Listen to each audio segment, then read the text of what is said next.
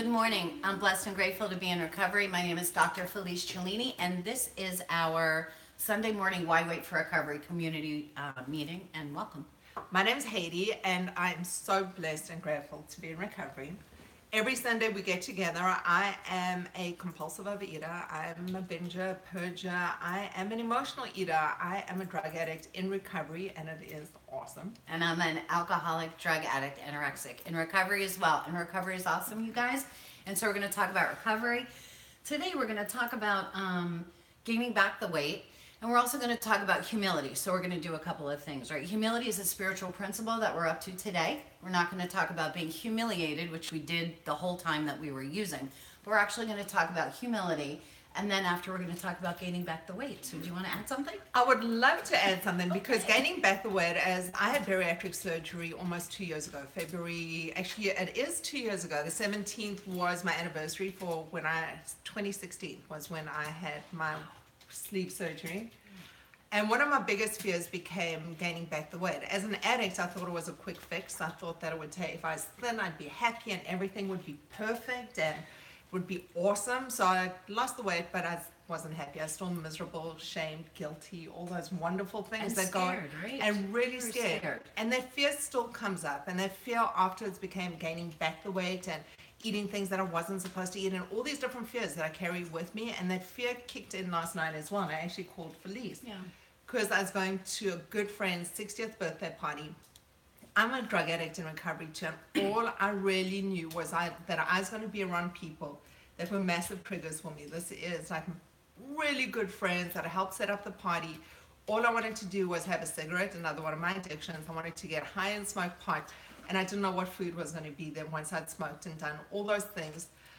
But I was really scared. So what did I do? Instead of doing what I normally do, which is just stuffing my feelings essentially, was I reached out and called a friend, and we came up with a strategy. And the strategy was either I'd leave my husband there and go to a meeting if I needed to, or I would text Felice and ask her to tell me that Catholic, Something. or something that I had to leave, okay, whatever that was. And yes, it is lying with a purpose, but it was something to keep me healthy. And once I actually got there, the scenario was so different. I was able to really, as one of the first times I'm at a party, that I'm not drinking and I'm not eating and I'm not smoking because I choose not to. And it was a different dynamic, and I actually had an amazing time. But the fear sat with me the whole day of what this looked like. Yeah, and then you missed the movie, right? So instead of enjoying your day yesterday, you went through your day in fear. And in the end, whether you went through that day with faith that everything would have been great, or you went through that day with fear that everything wasn't going to be great, in the end, the evening was the evening. So the only thing that changed was your journey during the day toward that evening, right? And that's when we learn that we actually can reach out first and speak with somebody and hopefully get out of that fear so that we don't have to miss the day. I want to I just want to touch on something when it comes into humility and ego. And normally my go-to behaviors would be really being irritable and discontent and taking it out on my husband and my kids and really saying things that I didn't mean because, my world revolves around me and I'm this huge ego and, I'm the center of the universe in my life. And yesterday was a little bit different because I actually managed to say to Stephen, listen, I'm feeling a little edgy. I'm punchy and I'm edgy, and just leave me alone a little bit instead of really diverting. So I think humility and ego have a huge thing to play when we are busy, when we're living in fear, when we're sitting in that place of uncomfortability. Yeah, and absolutely. It's funny. For me, I've always been out about my recovery because I have to be, because it's one of the ways that I don't have to check myself about lying. And I can remember the first party that I went to, that it was actually these two friends of mine, these girls that were getting married. And I went to the church or wherever they had their marriage, and then I went back to the house after. And so as soon as I got back to the house, they had like these tubs of beer, and I'm not even a beer drinker. I'm an alcohol. But anyway, so these tubs of beers, and somebody asked me, can you help us put these out or whatever? And I started doing that. And then I turned around like in the middle of the room in front of all these people, and I'm like, I'm in recovery and I can't stay here. Like, I gotta go. And they were like, oh, that's awesome. Thanks for showing up. Like, because nobody's gonna shit on your recovery. And so for me, just for me personally, it's easier to be able to say, I'm in recovery and I gotta go. And sometimes we don't feel like we're okay, right, to be in that position. And so sometimes to say, yeah, I gotta go for a different reason, is it a lie? Yeah, it's kind of a little tiny one. And there's a way around that too, right? There's a way to say, hey, my friend called and she needs to talk to me right now, which could be the truth, and then you leave. You know what I mean? So that's not really like the lie part. Right. It's called the manipulation. Yes, and yes, creating exactly, the situation. exactly. Yeah. Exactly. So that's how we get around that. And I think it's all a learning process. Part of this is having tools. I always talk about tools in our recovery toolbox, and one of them is speaking. We hold so many secrets. We're very secretive bunch as addicts. We hold a lot of hurts and resentments and secrets and all this guilt and shame and all these different things. And we have these committees in our heads that tell us different stories. But I think part of getting really healthy is being able to voice those things and those fears and those concerns. And we do it in different ways. We do it in our meetings that we have.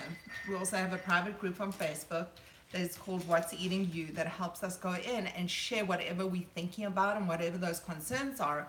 And people from all around the world join us, and there's always someone there that will comment or add to it. So community is pivotal as well. Sometimes the strength and the hope and the courage we get is from other people, other addicts, and sometimes us sharing not only helps us, but helps them as well. Yeah, absolutely. And you guys, when we don't reach out, when we're sitting by ourselves in our own fear, we know that that's pretty much so a prescription to use. Because if any of us could have gotten clean on our own, we would have gotten clean on our own. It just doesn't work out for addicts that way. And so to know that we're not alone and that we are part of a community, this community and every other community that's out there, that's key for our success in recovery. And what you bring up about us, our best thinking put us in this room. Our best thoughts brought us into this room. And when it comes to that fear, especially for me as a food addict, that fear of gaining back the weight, and it becomes all about the weight and looking good. Part of that is, I just lost my whole train of thought. And that's okay too. And so I wanted to reflect on something that you said too. And so when you say, because we use lingo that they use in the rooms. So I want to make sure that everybody out there understands that aren't. So you said our best thinking got us here. Actually, our best thinking kept us addicted. Our better thinking got us here. Right. Right. So or our sponsor got us here. Or somebody that was in recovery got us here. Or we were in enough pain that the pain was making that change was less scary than sitting in the pain. And so at that moment, when it was scarier to stay addicted than it was to go through that change, that's what usually brings us into the room. Right. So this reminded me. Okay. So this reminded me. So after bariatric surgery, some of us buy into that lie that we're really thin. We did this all on our own and we're really, really thin, and we buy into this lie. So if we keep doing what we did before, we're going to land up with the same results that we had when we first started the process. So which means you're going to get fat again. Which means you're going to get fat again. Right. Okay, because Pretty if we don't step into recovery or do something different, what we're looking like on the outside and this whole superficial ego thing isn't reflecting what we feel like in the inside. So we're either going to pick up whatever our substance of choice is, and it doesn't matter what that substance is, it's whatever is going to help us change our minds and change our thinking, and then we become so obsessed about it. So it starts off really small. My addiction speaks in my voice, and it comes back and it goes, well, you've lost 150 pounds, you cured. Everything's okay. You can start doing those old behaviors, but just a little bit. If you've stopped for over a year, 2 years, whatever it is, just a little bit won't hurt. And so it's easier to see it as an alcoholic. So let's say I stopped drinking for a year and a half, right? So I haven't had a drink in a year and a half. It's so funny because if I asked 1,000 people and I said I'm an alcoholic and I haven't had a drink in a year and a half, is it okay for me to have a drink? Everybody who's seen me drunk would say no. But anyway, so that what you're talking about, well, it's okay. You don't have one Oreo. Who's going to know? First of all, who's going to know? I'm not going to gain the weight back with one Oreo, right? And I'm going to, it's only going to be for today. And so all of those things that when we picked up on a lie. With alcohol, it's pretty quick. So for me to say, something has stuck, Anjali. Thank you, baby. For me to say, okay, I haven't had a drink in a year and a half, and so today I'm just gonna have a glass of wine because you know what? I don't drink wine anyway. I hate Right, wine. tequila I'm a was your tequila thing. drinker, right? Sure. Only one glass of wine, and I can promise you that one glass of wine is never one glass of wine. And so they also say in the rooms that one is too many, and 1,000 is never enough, which means that the first drink that I take, I'm re-addicted. Whether it happens that second or it happens in a month, for sure, my brain is different than your brain is. If you're in this room and you're not an addict, my brain's different than your brain is. And that one is too many means once I trigger, if I did 1,000 after, it would never be enough for me. And that's super important to recognize. So I see patients in my office who do exactly what you're talking about.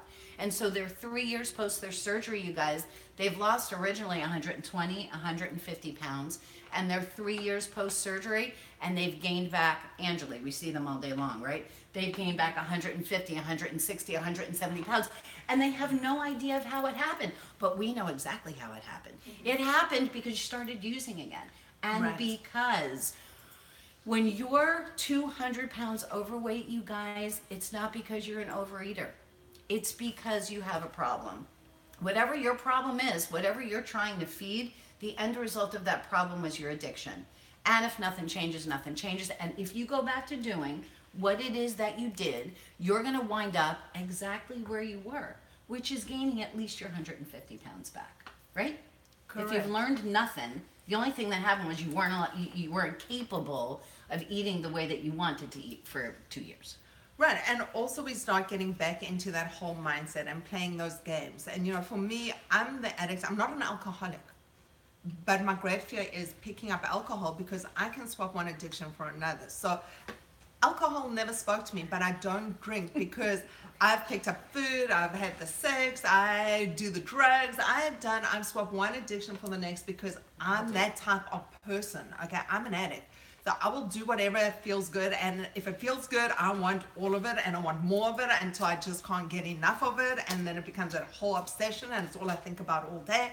And I turn around, and 3 months have disappeared, and I can't remember what I did with that time. Right, and you have gained 50 And pounds I've gained back. 60, Right. and I feel like crap, Right. you know, at Right. the end of it. And we get to be shamed all over again. We get to wake up every single morning and basically hate ourselves, right? Because that, or for me, for this addict, during my relapse, every single morning I woke up and I wished I wasn't going to wake up that day. Every day. So all I could think about yesterday was, you know, they changed drugs today, that it's not in the same form that it used to be. And a friend of mine told me about gummies now, and I'm thinking, well, you know, if I Are we had talking one, about pot? are we talking Yeah. about pot? Okay. Yeah, okay. Okay, Just so making sure. I'm going, do you know what? I could have one gummy, sit here, none of you would know today, okay? And no one smells my breath, and you're not going to Oh, smell right. it because it doesn't stink. And how would you know? But that's just a candy. So if I'm just, and I'm having all this insane conversation in my head, okay, with myself, please note, it's with me and my committee, and they've got different chirping. Well, it's just a candy, okay? And the other one's going, but you're a food addict, okay? And you're not eating sugar, and you're not having this. And it's a whole freaking nightmare that's driving me. It feels like a ping pong match inside my head. Mm-hmm. And then I'm going, but you know, I've worked so hard in my recovery that all of a sudden I lose my clean time. And clean time isn't something I used to value. Clean time was something that, so I can start that diet on Monday, because I always thought food addiction was another diet. You know, for years, I'm a serial dieter. I used to look at this and go, well, Monday's the magic day. I can eat whatever. I can diet Monday through Friday and eat whatever I want on the weekends. And you know what? I'd have the food comas and I'd have all the other things and wake up totally demoralized. And it's a month later and I haven't stuck to the diet plan and I'm beating myself up. And it's the insanity of that thinking, whereas recovery is different. It's got nothing to do with the food. It's being able to realize that I'm sick, I'm an addict, I have a disease, okay? And as long, anything that I touch that I'm allergic to is gonna bring me to the same point that I started at, which is I cannot control it, I can't get enough of it, I obsess about it, I feel uncomfortable in my skin, I feel guilty, I feel ashamed, and it becomes this whole cycle, and I start isolating, and I just start shutting myself off from people, and I start feeling like crap. And it's the same thing no matter what it is. For me, it is a physical allergy that the minute it goes inside my body, I react totally differently than any other substance. Yeah. And you know what? It's really scary because for some reason with addiction, we tend not to play our relapse out to the end. So we're kind of like 16-year-olds, where their frontal lobes aren't completely developed, and so they don't see things past what's happening right now. And so we get a prescription, right? Or we're hanging out with some friends that are drinking or whatever, or we're at a party and they're eating cake, and we think for that moment that we're going to reward ourselves because we've been so good and we're doing so great in our recovery, and the community, we're an integral part of the community again, and our ego says, well, she thinks I'm an awesome human being, so I must be an awesome human being. And what's the difference? It's one little bite, right? It's one little gummy. It's one little drink. It's only 3 Percocet. I mean, WTF, like 3 Percocet. Like, what's that? Like, who eats 3 Percocets and gets addicted? Not this girl. And so what we don't do is play that out to the end. We don't play it out to the treatment center in Tennessee where we got to stay for 6 more weeks. We don't play it out to, I can't work for 4 months. We don't play it out to, not only am I ashamed, but everybody on the planet gets to know how ashamed I am. And I get to start looking down at the ground again, as opposed to being able to make eye contact with somebody, because I've gone back from here to here, to feeling okay about myself, to understanding more about myself, to caring more about myself, to being that person that walks around really feeling nothing but fearful and ashamed. And that's the part that we've got to play it out to. Yes, ma'am. I can totally relate to that. I was just recently in the hospital, and I'm post-surgery, 17 years post-surgery from gastric bypass. I've had the Roux-en-Y. And somebody came to visit me from the rooms and was sitting next to me, and I was explaining because I had necrosis at my bypass site, so everything's been dissected and all my organs are very small. And I have a severe infection in my small intestines. And he says to me, oh, you had that surgery, obviously it didn't work. So after that was said to me, I've been afraid. Okay, and I felt, because we talk about how we scared. Feel. Okay. I felt scared. I felt scared that that's the way I was viewed when I felt comfortable with myself. It made me kind of turn my thinking around. Did you feel scared or less than? I felt scared. Okay. I felt scared that people see me in that way. That scared me. Okay. It scared me to you have because? Because I always put the mask on that everything's okay. Okay, so we're talking about your ego then. Yeah. So you think if other people think that you're okay, then you're okay. Yeah. Okay, fair enough. Thank you. That's what I wanted to get to. Okay, so you think the world views you as being okay, and somebody didn't view you as being okay. And so remember, that somebody and their thoughts and feelings about you don't matter. That comes from them. The other 100 people that think you're doing fabulously, their thoughts and feelings about you don't matter. It comes from them and how they view the world. What matters is who you are, if you're honest, if you're walking with integrity, and how you feel about yourself, and if you're staying in recovery. So those are the things that we learn about ourselves in recovery, right? When we're talking about humility, because it's good that you said that, we're not talking about being humiliated and feeling shamed. We're talking about humility. We're talking about letting go of the ego. And not worrying about how Anjali sees you, but thinking about how it is that you could do your best to do your best. And one of the ways that you do your best to do your best is to stop paying attention to how other people feel about you. If you're doing your best to do your best, your responsibility is over. That's it. That's what you're responsible for. The rest of the universe does whatever the rest of the universe does. No matter how much you want to manipulate me to think that you're doing great post your surgery, that's about you. It's not about me. My own opinion is the way that I see the world through my eyes.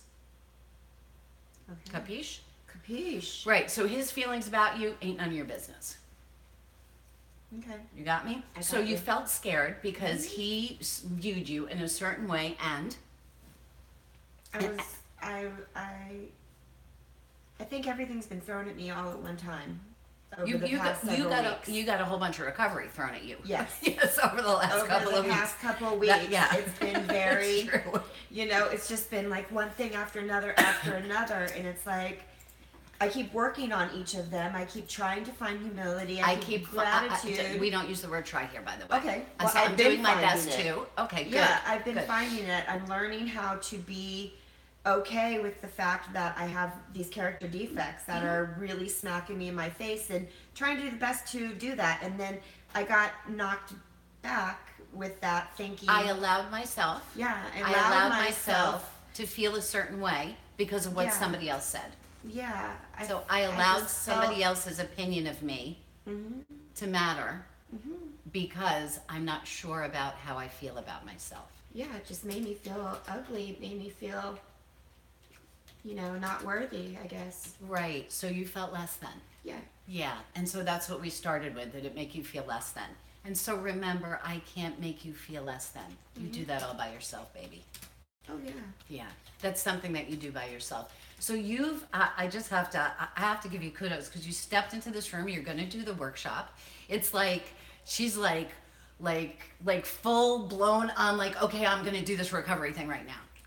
And so it's going to be scary because you're going to learn a whole lot about yourself, and you're going to learn that your responsibility about your feelings is your own responsibility. You're responsible for your feelings. Haiti isn't. So if Haiti shows up at the hospital and says, sorry this happened, but you look so skinny and so fabulous and so amazing, if that makes you feel so skinny and so fabulous and so amazing, you still got to work on yourself because that's her opinion of you, not your opinion of you. Very, very difficult thing to learn, you guys, is that how I feel is about me. It ain't about her. Whether she likes me or not, remember, we could leave here today and Anjali can say to you after, oh my God, that was the best meeting I've ever been to in my whole life. And did you hear when Haiti said this and Felice said this and aren't they angels?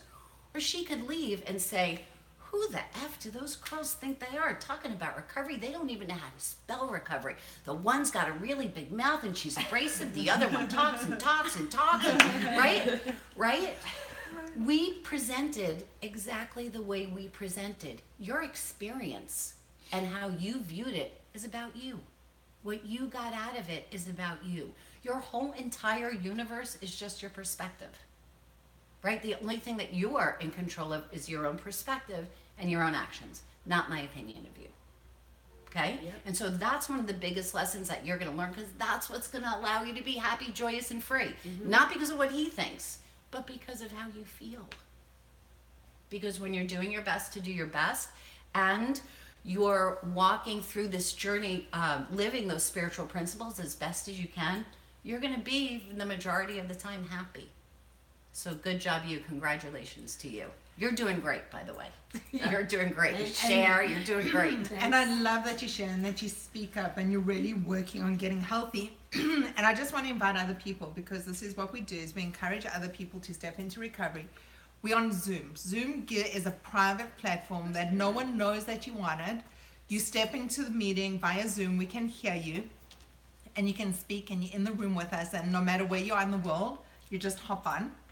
And sharing our secrets is what helps us get well, because remember, our thinking is the same thinking that keeps us sick. And sometimes we get so stuck in that cycle that we need someone to hear. We need to hear a different perspective. And the things that we share helps us rethink of where we are in this stage, that maybe things are slightly different. There was someone sharing yesterday how he went to go visit his girlfriend's, whatever, yada, yada, yada. It's in California, ends up paying $89 for a pizza.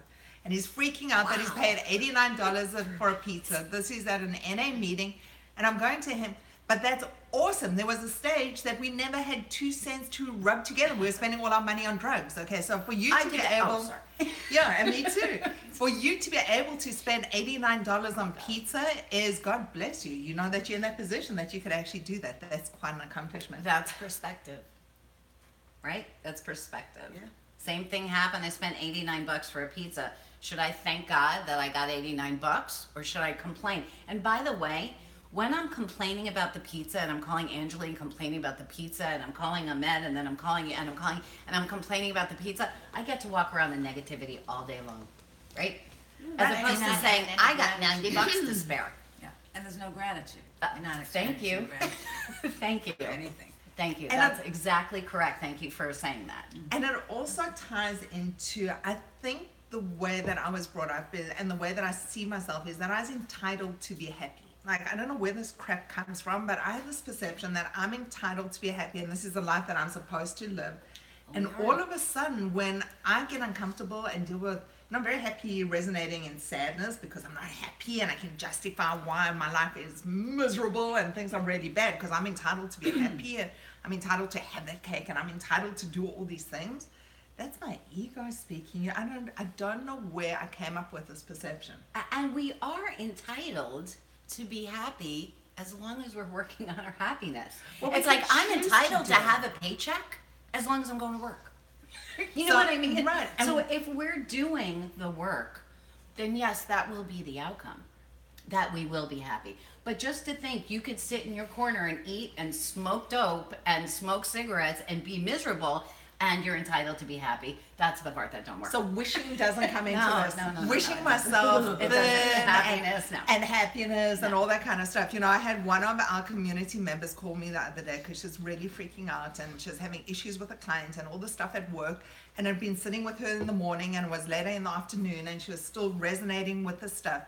And it's amazing how we beat ourselves up. You know, people do stuff around us and we take it on. I know I do. You know, I can only talk from my own perspective. Is something happens, I decide if I want to take it on, and I'll spend the rest of the day go, why didn't you say this? Why didn't you do that? Grab the bat and beat myself up over something someone else did or said, and it's happened, none of and it's besides being none of our business. I Right. took it on. Yeah.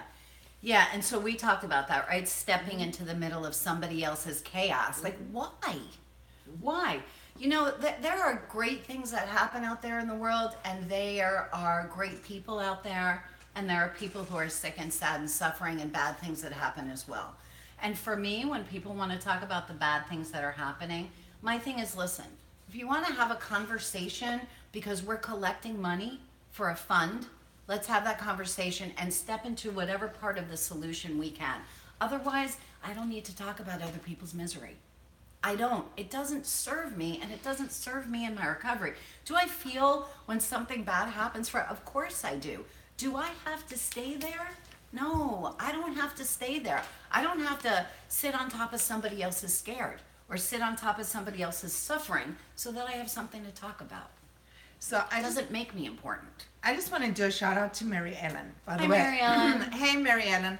So she contacted me this week, and kudos for contacting me this week. I really appreciate it, and it's just been a really crazy week for me. I work, I'm a mother, I'm a wife, I've got a lot of stuff happening. This is what we do to be of service and for community work, and because it makes us feel awesome doing this, and we're addicts in recovery, and it helps our recovery. Of course. And I really commend people that speak up and are upfront. And she did. And she got a little upset with me that I didn't respond to her email straight away. And my response was, I'm sorry, I apologize for not doing that. But I've also been really busy, you know, the things that we do. And then she came back and she goes, oh, I didn't even think of that. You know, I'm sorry if I became a little obsessive. And that's what sometimes we do, is we think that other people are doing stuff because of us, or to spite us, or whatever it is. And sometimes they're just doing what they're doing because they need to get it done. So shout out to Susan, best mom ever. So yeah, Susan teaches us that there's the story that we tell ourselves, and then there's what really happens. And so the story that we tell ourselves is that Heidi's a bitch, man. She sits up there and she's all about the recovery stuff, and she don't, instead of saying, and this is our choice, you guys, it's one of the things we're gonna learn in recovery, instead of saying, wow, you know what, I'm hurting right now, and I really wish Heidi could have gotten back to me. And maybe she's super busy, or I hope one of her kids aren't sick, right? And so, same thing happened. We choose our perspective. Now, it could just be that Heidi's a bitch and she don't want to talk to you. That could be the truth. That could be the truth as well. Exactly. And it could be that, God forbid, that something happened. Do we have time, you guys? We make our own time. Does life show up? Yeah, it does. Do we forget? I'm a friggin' old man. I forget all kinds of stuff. Actually, Anjali, how many times did I not call you back? Heidi, how many times did I not call you back? So many times. Yeah, I know. She doesn't call back, by the way. I don't call back. You get ask my kids. You just call again. Right. Right. So remember, we're going through our own experience, and so is everybody else. The important part of this story, Mary Ellen is her name, is that Mary Ellen, we don't know you, but you reached out and you said how you felt, which is amazing, so that you got to know the other side of what was happening, which was amazing. And you also put yourself out there, which was excellent. So thank you so much for sharing, because this little story that we told is teaching somebody else something. Every time you guys reach out, whether it's in fear or in faith, if we talk about it, somebody somewhere, even if it's just me, somebody somewhere is learning something because of our experience. So thank you so much for doing that. I really appreciate it. So when you said when I call you and you don't call me back, in the beginning I used to get really indignant, my and I used to get really upset, and it was all about me. And not that she's seeing a million patients and her day is busy or anything, it's all about me, and she's ignoring me, and how dare she, and doesn't she know who I am, and I need her now. And then I realized something. I can keep calling her back, and I can keep texting her, and at some stage she'll reach out to me again. So just because I didn't email or respond, don't stop contacting me. Call me again or email me back. Yeah, and again, thank you so much for reaching out. That was really, And I really love awesome. you for that. Yeah, I honestly thank you. do. Thank you Thank so you. so much for that. Do we have anything to say back there? Hi. Do you guys want to share anything? They're like the quiet group. You know how in the rooms when people sit back against the wall, and then they're like the people that sit in the front seat. So, and for me in the beginning, I sat against the back wall so that nobody would see me. And nobody would talk to me, and nobody would call on me, especially if my sponsor was there, so I could look real busy sitting in the back, like doing something. Well, in the beginning, when I walked into the rooms, I thought everyone was looking at me. Well, of course, So because I thought we're so everyone important. was here. And then I loved the drama. So I would go there because it was better than any soap opera. So I'd sit there, and I could sit there, and I could judge them, and I go, I'm not as bad as them, and I would never do that. And that is the craziest thing I've ever heard, until I realized that I have a lot of not yet, or things that I did that I forgot about. And we're pretty crazy ourselves. And we're pretty nuts, Yeah, yeah. yeah. And I now embrace it. Yeah. You gotta. Anything to share back there? It's cool I'll if say, you don't. Yes. when you mention positive or negative, what other people think of me is really none of my business. I like that. I've heard that. But the second part of it, if I can say it right, You can say it however you say it. It doesn't have to be right. like they can see me differently, whether I'm drinking or drugging or not eating or, whatever it is, or, like their perception of me. But it's still, even though they think everything's okay and I'm shining like everything's okay, like the outside of my house is, the lawn is done, the paint is done, everything is just so, but inside there's a hurt person, So to me, that's what I heard was, even though I've done these things, I don't drink, I don't drug, I've had the surgery 1.5 years ago, but I see myself tempting myself and pushing myself little by little. But I know that people don't see that in me. They're like, oh, you look so good. But I'm thinking to myself, my head is still the same as it was 2 years ago. It's just removed, 70, 80 pounds, which is great, but there's still something wrong. You're I an know that. addict. That's what's Yeah. wrong. And so when you step into recovery, and I tell this story almost every single meeting, Haiti had lost like 100 pounds. And it was before a meeting, I think, one morning, and she was hysterically crying, like she was really sad, and she was really fearful, and she was having a really bad morning. And I said to her, I'm gonna tell you, you look fabulous on the outside, man. How you feeling? Because I hung out with Haiti for a long time, and she knew that I was a drug addict and an alcoholic. And we hung out for a long time talking about recovery, because we were gonna open up a recovery business together, and she had no clue. And she had surgery, but she still didn't get the recovery part. And so now it's 100 pounds later, and she's crying and fearful and sad. And I'm like, how do you feel on the inside? And she felt exactly the same as she did 100 pounds ago. Right. Because if nothing changes, nothing changes. So if we don't get the recovery part of it, we're just a skinny addict who's still walking around with the 75,000 different forms of fear Right. that we were walking around with before. And eventually we will pick up.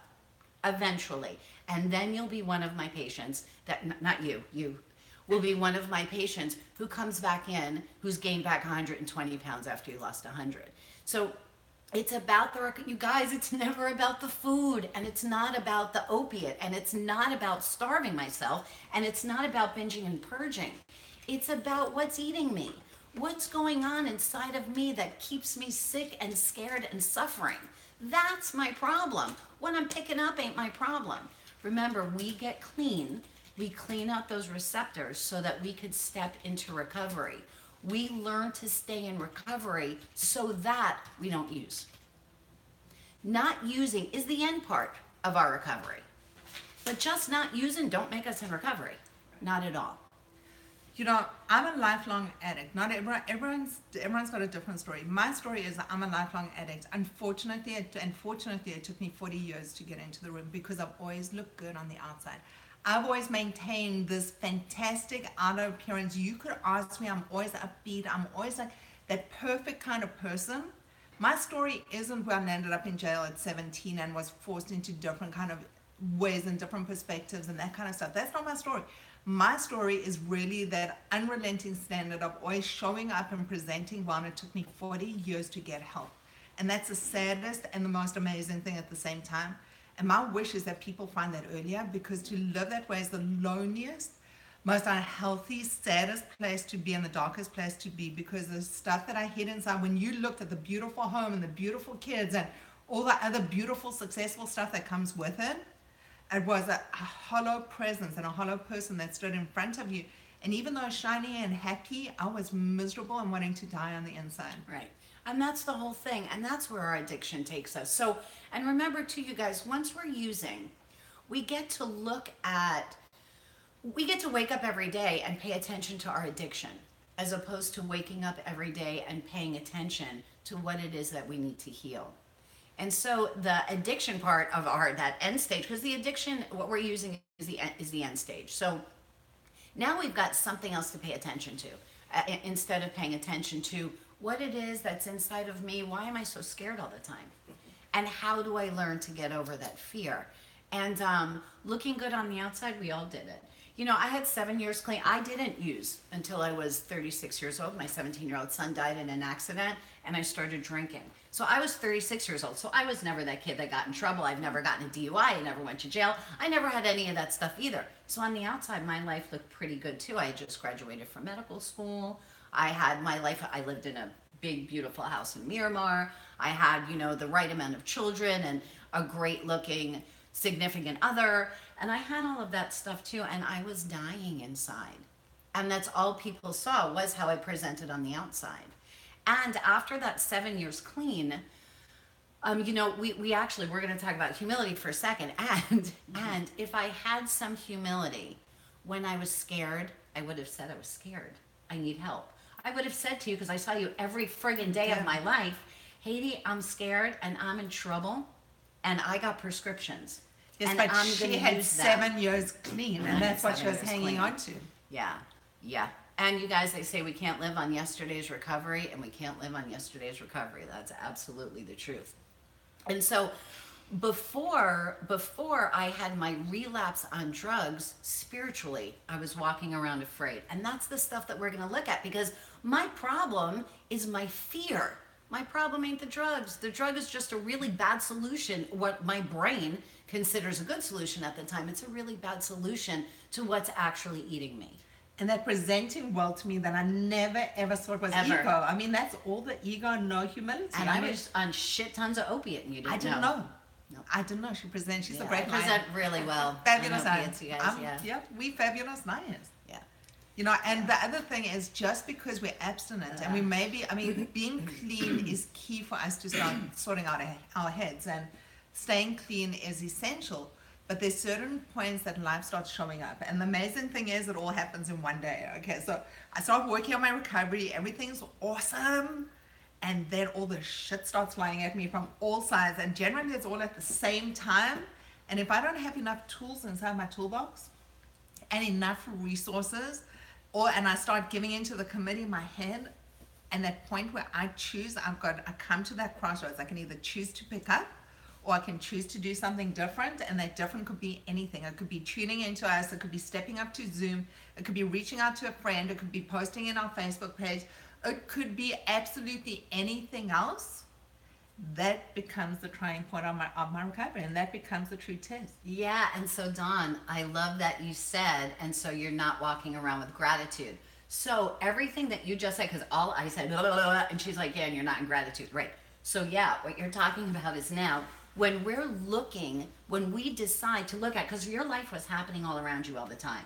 That one day that it showed up was the one day that you stepped out of gratitude. Was the one day that you stepped out of, you know what? My kids are healthy and I have a great car and I have a great house and I have people that love me and I'm in recovery. That day you didn't look at that. That day you looked at, I didn't make enough money and my kids are driving me crazy. And, and so it is us stepping out of gratitude and changing our perspective. Life shows up. Sometimes big life shows up, right? Right. Somebody passes away or you lose your job or some big things happen. Well, there were two things. The one time not in gratitude was when I went for the surgery, when everything was so terrible and this became my quick fix to all my problems. Was having the surgery was I wasn't living in gratitude. Last year in South Africa, I was absolutely in gratitude, couldn't believe I was there, extremely grateful, and I chose to smoke a joint. And that was a totally different dynamic. Because I'd done I'd done the misery thing, and now I'm doing the gratitude in this awesome thing, and I'm needing this additional spiritual experience, because that's what drugs were for me, is this huge spiritual connection. It wasn't the food. The food was a different issue. But that was sitting in gratitude. But I made a conscious decision. Mm-hmm. I made a conscious decision that I want to. Okay, and I say this too, in the rooms, they say a grateful addict will never use, and I don't think that's true. Because also, when I relapsed, I was grateful for a whole bunch of shit. I was grateful that I was making poop tons of money and that I was well thought of in the community and that we were going to open a business and that my kids were healthy. I was grateful for all that stuff, but I wasn't grateful for my recovery. And so an addict who is grateful for their recovery and grateful for how their life looks when they're in recovery, that addict won't use. And there's something that I learned through all of this. I always put other things first. I put my family, I put my husband, I put my work, I put all other things. If I don't put my recovery first and I don't make it the most important thing, there's such a large chance of me relapsing and starting back from where I first started. So my shift became a shift in perspective. This last relapse for me was so horrific that I never got out of it. I was doing such crazy shit that all the stuff I said I'd never do, I ended up doing, that I didn't see myself getting out of this, that honestly I made that conscious decision that this time is different, and I absolutely surrendered to my disease because I am absolutely not hopeless, but I've got no control of it once I start. And it's so much easier being clean than trying to get clean. Yeah, it's easier to stay clean than to get clean all over again, because that again, then we're walking around with that fear and with that self-loathing, right? And just being scared all the time. Ange, you have anything to share today? Nothing? Not, I don't think related to this topic. Okay, fair enough. Yeah. I'm going to say, you because can share remember anything. you said for 6 months, you had no feelings about using, right? Uh-huh. Remember you came to me 6 months in, Yeah. and you said that you started to have cravings 6 months post your surgery, and you didn't think that was going to happen to you. Yeah. And then it happened. Yeah, and then it happened, so that showed up, right? Yeah. Yeah, and so that's a big crossroads. Post-surgical guys, for 6 months, you kind of feel you're thrown up every single day. So I guess you don't feel like binging when you're vomiting every day, right? Yeah. So her first 6 months went by, and then it's almost hard for you to see in your first 6 months, how could anybody use? Like, how could anybody binge? They had surgery. How could anybody even have any cravings? This is right. forever. They had surgery, right? Until you had 6 months, until your surgery healed nicely, and you stopped throwing up as much as you did, and then the cravings kicked in. And so, unfortunately, she was in recovery from Anjali and I met 2 weeks before 2 weeks surgery. before her surgery. So she stepped out of the hospital and stepped into recovery the same day. I think we were in step 2. Yeah, so we were in step 2 post her surgery. Yeah. So fortunately, she had Haiti and I and our community to reach out to, and she worked in her recovery every single day. But did she have those cravings? Yes. Do a lot of you guys use after 6 months? Fuck yeah, man, you do. Those are the stories. You guys, on Facebook last month, somebody posted how it was okay that they ate a Big Mac because they took the whole 6 day to eat it. Right, they were 6 months post-surgery, so they cut up the Big Mac and they took the entire day to eat the Big Mac and the French fries. That's like saying, well, let's see, I have 300 milligrams of oxycodone, So I'm only going to do 30 milligrams once an hour for 10 hours. That's not a problem. Why is that a problem? Right? Or I have this much tequila, so I'm just going to drink this much every half hour till the end of the day. That doesn't make me an addict or an active addiction. That makes me somebody who can control my drinking or control my using or can control my Big Macking. Because it's all the same shit, man. It ain't about the Big Mackin'. It's about what's going on that I feel like I've got to use.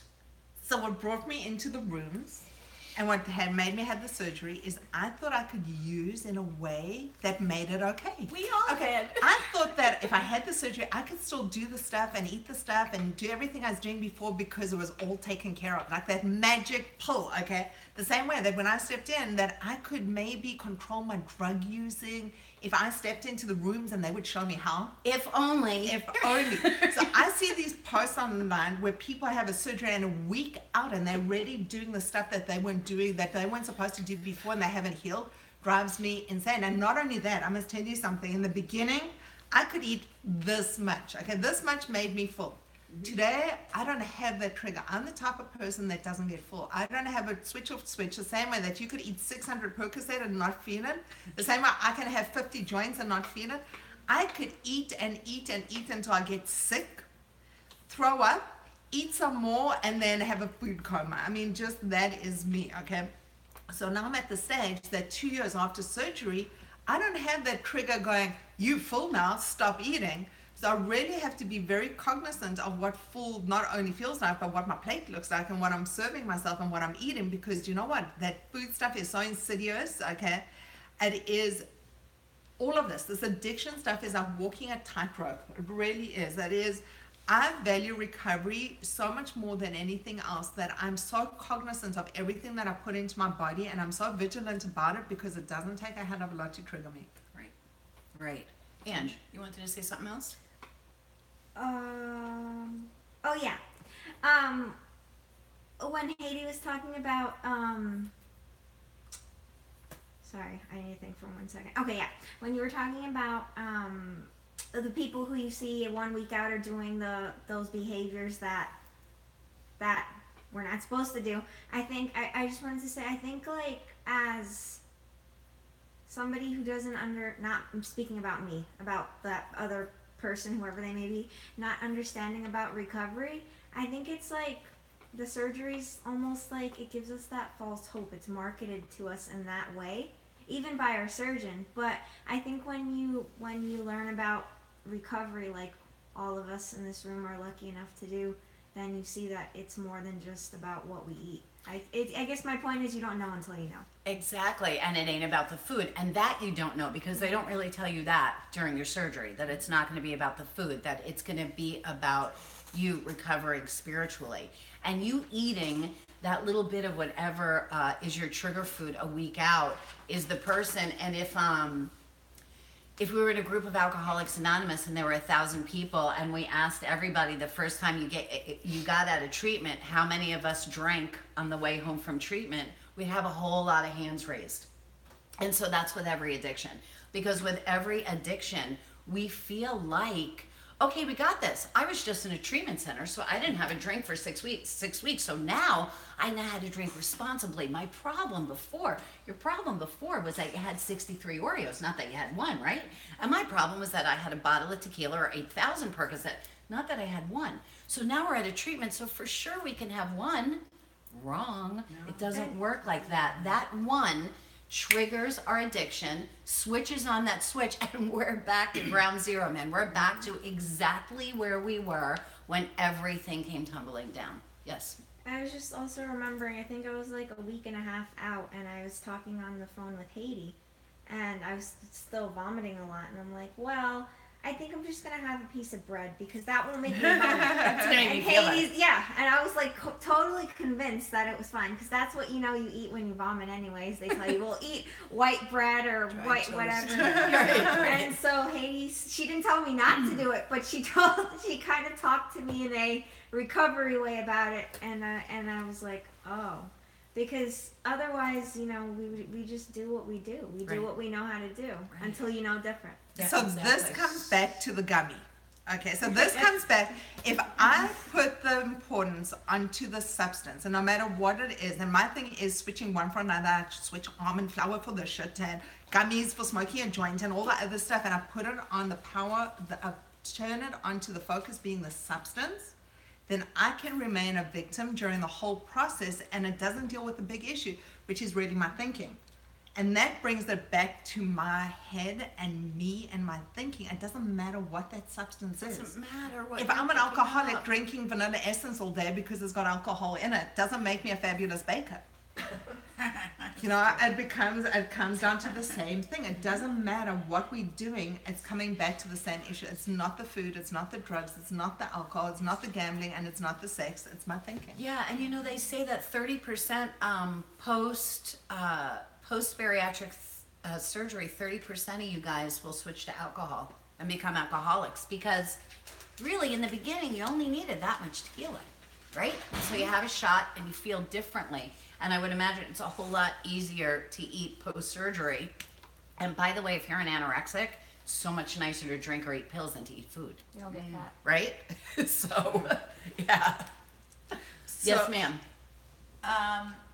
As far as thinking, you know, we can just have a little bit of something because we're doing so well and Yeah, so we're on and just- so forth. Yeah. When I stopped drinking because my body could not take alcohol anymore, I switched to drugs. And so in the beginning, it was like, I'm just gonna, every once in a while, you know, indulge. And then. What were you indulging in? Because we're talking. Crack. Okay. just a little bit of crack. A little bit of crack. And the reason why I asked you to say that is because people out there hear you ate a pizza and they don't think it's a big deal. Yeah. They think if you smoked a bowl of crack or however you smoke crack, that, oh, she's an addict. We're all the same, We're all boys the and same. girls. We're all the same. Thank But you. anyway, so then, you know, it got to be where I would spend like, as soon as I got my check, I would pay all my bills. Because you're a responsible Because I addict. was a responsible addict, and then I'd use some of what was left over to indulge my habit. I love this story. And then it got to be where I would pay all my bills, and then I'd use everything that was left over to indulge my habit. And then the last 2 months that I was using, I paid nothing. And I used my entire check. Except for my my habit. dealer. I paid my Yeah. dealer's I mortgage. didn't pay one bill, and I didn't care. I had the big fuck it, you know. Yeah.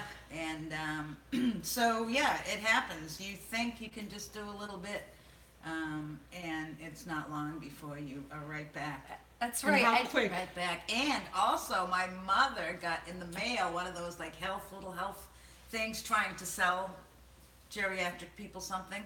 And gummies, marijuana gummies. was on the cover. Did you get that in the Yes. mail? And I said, we should get some gummies.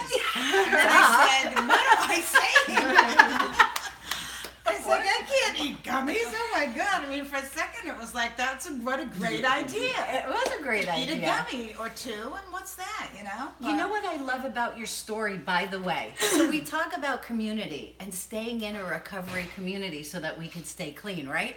So you tell this story.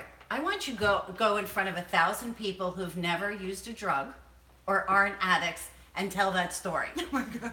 750 of them just walked out the door because they can't believe you used the crack word. The word. The other people that are Never mind the hanging sex, out it's just the are all word. talking about you. Oh my God, did you know that she did crack? Oh my God, she said, don't let your kids go to her house because she did crack. Here, you're telling a story and we're all shaking our heads. And we're like, oh, yeah. And we're all Just a different cracking, substance. and we're all cracking up about it because we get you, man. We understand. We've all been there. We all understand about addiction. We're all in acceptance in this room of our addiction and what it is that we need to do to stay clean. And we also understand, you guys, that what happened 2 seconds ago, there ain't a effing thing I could do about.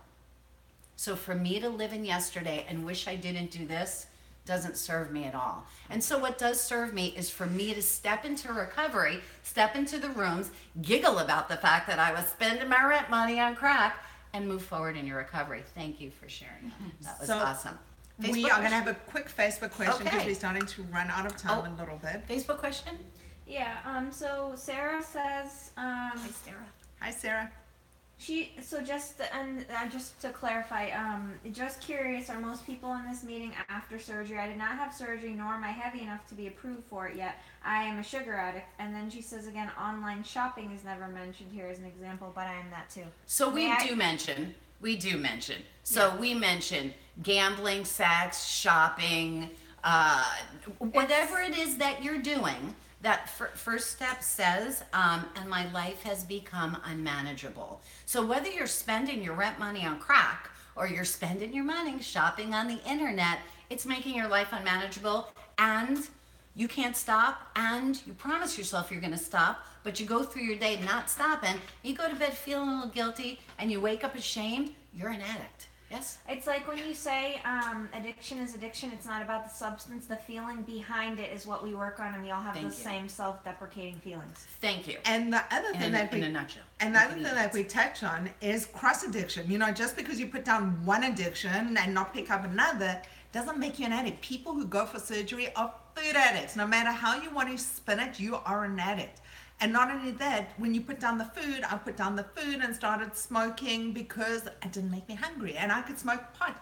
And then I could sit and while you're talking, I'm wishing I had cancer because then I could justify using pot because I'd get it paid by medical insurance. You know, this is the and I always think someday I'm going to have surgery. And if you have a surgery, they got to give you opiates. Like, oh my God. Like, who thinks like that? That's like you thinking, well, I'm going to get a bonus at the end of the year, and it's okay if I spend my bonus shopping because that's really not my money anyway. So we've got 4 minutes left. So I just wanted to touch on some of the most important things. Most important thing that helps me stay in recovery is, besides being abstinent and not picking up and working my program, is really being of service. And that being of service is reaching out to someone else who's suffering and struggling, and another addict, sharing my story, because my story, someone else can relate to it. And all of us have stories. And you know, people just relate to different things because we've all had different stories. The more we share, the more we care.